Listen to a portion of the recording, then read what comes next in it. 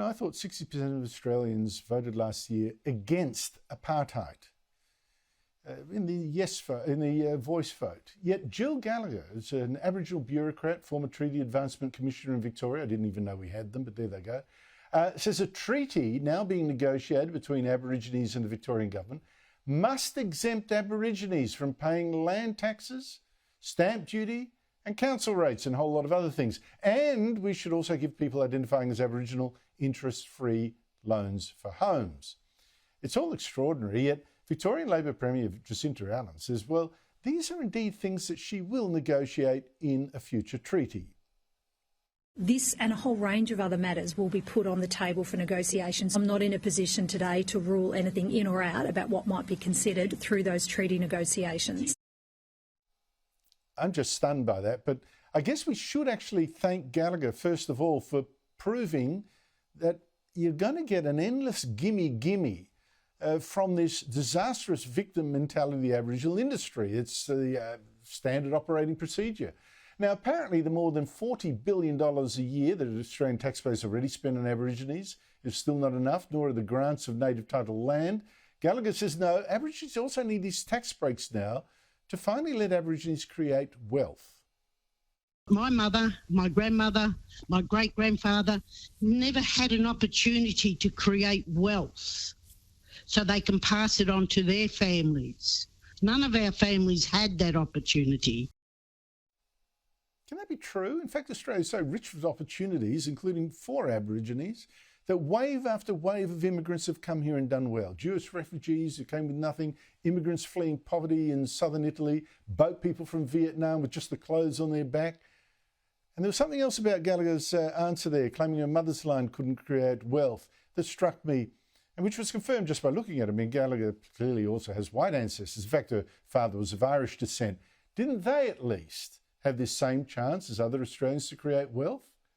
So does Gallagher qualify for the whole tax holiday she's demanding for Aborigines, or only get half in acknowledgement of her Irish descent? Joining me is Warren Mundine, one of the leaders of the No campaign against the Voice, a former national president of the Labor Party, former advisor to 2 Liberal Prime Ministers, specifically on how to create wealth for Aboriginal Australia. Warren Mundine, always great to talk to you. Great to talk to you too. You're a man of means. I'm sure you didn't get it from big inheritances. How did you become wealthy enough compared to a lot of Australians? Did you need these tax holidays? Well, look, your viewers are going to have to put their fingers in their ears because I'm going to use a 4-letter word. It's called work. My grandparents brought their own house back in the 1930s, and my parents brought their house in the 1940s. I brought my house in the 1970s, and my children have brought their house in the noughties. So, and one of my grandchildren is saving her money to get her house. So we've got 5 generations of Aboriginal people who have owned their own house, got educations, got jobs, and worked from it. I live in Sydney because I'm an economic refugee. My parents come from the bush. They were dirt poor, hard workers, but they still scraped up money to buy a house. And it wasn't a big house. It was only 4 rooms. Mum and Dad got 1 room. The girls, my sisters, got 1 room. Then you had a bathroom and a toilet. And then you had the kitchen. Us boys slept on the veranda. And then my father eventually enclosed that veranda, and our grandparents come and lived with us when they got old and invalids. And this is how we grew up. My dad would get up in the morning at 5 a.m. My mum would get up with him. They'd make breakfast. They'd prepare lunches, and they'd get us off to school. And my older siblings, of course, to work.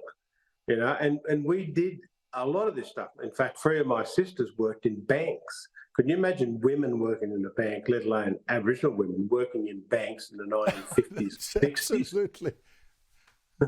Then you get But your story, right, cuts right across this narrative by this woman that Aborigines were prevented from collecting, assets and passing on wealth to their children. They now need property taxes for anyone claiming to have some Aboriginal ancestors. It could be a Bruce Pascoe, for all I know. What's your response to that? It's a brain fart. It is not going to do one thing for Aboriginal people. Land tax, I don't know very many white people who pay land tax. You have to have a lot of property and you have to have commercial property to pay for land tax. And there's so many exemptions for other things like agricultural work and that you get. So I don't know how many Aboriginals are going to be helped, except, when I worked it out, I think I could do quite well out of this. So I'm starting to cotton onto this idea, that I could get all these freebies. And look, I think I'm going to have to cut this interview very quickly. Yeah,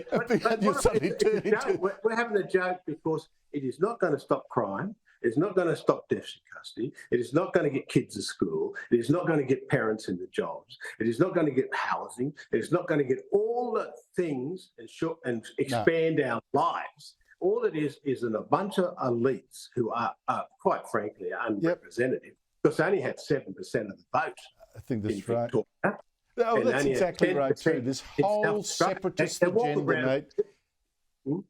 I thought you killed it off. I thought you killed it off with the voice vote, but obviously it still exists. Some people can't get over the that business model. Warren Mundine, I've got to go. Thank you so much indeed for your time. Loved your story. Thank you very much.